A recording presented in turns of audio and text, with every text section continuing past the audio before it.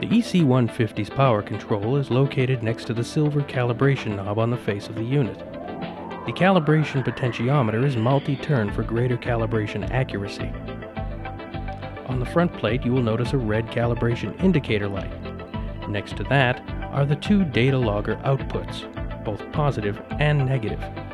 Next to the data logger outputs is the IR selector switch, which chooses between the red indicator light and the infrared calibration indicator. Next to the infrared calibrator light is the probe input. To assemble the unit, first insert the plug end of the included probe into the probe input.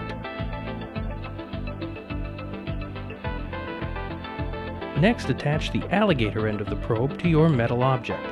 You can attach it to any metal object, but here we're using a television antenna, as long as the object is not grounded. Now let's assemble the data logger. The data logger features a USB input to hook into your computer. Please refer to your data logger manual for instructions on how to configure it. But let's look how to install the two alligator probe inputs to the data logger. First, remove the cover from the data logger. Put the data logger aside. On the top of the cap you will notice two holes, one positive and one negative. Place the red wire into the positive hole on the top of the cap.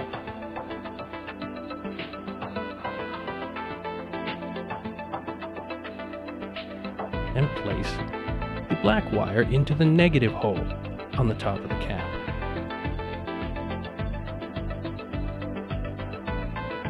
Once both wires are in, use a small precision screwdriver to tighten the screws on the side of the cap face. This will secure the wires inside.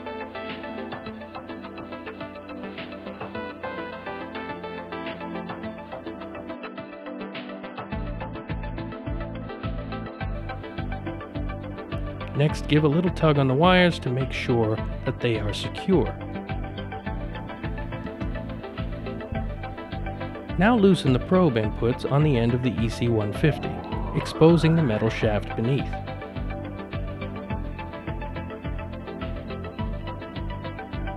Then connect the alligator probes, color-coded black to black, red to red, to the metal shafts on the probe inputs. Now that the unit is assembled, we can begin calibration. Start by turning the unit on, and turn the calibration knob all the way clockwise until the red indicator light goes out. Then, to calibrate the unit, simply turn the knob counterclockwise in short turns until the indicator light just turns on when your hand approaches the knob. The idea is to have your presence turn the light on and alarm the unit without actually touching it. Once you have achieved this, the unit is calibrated and ready for use.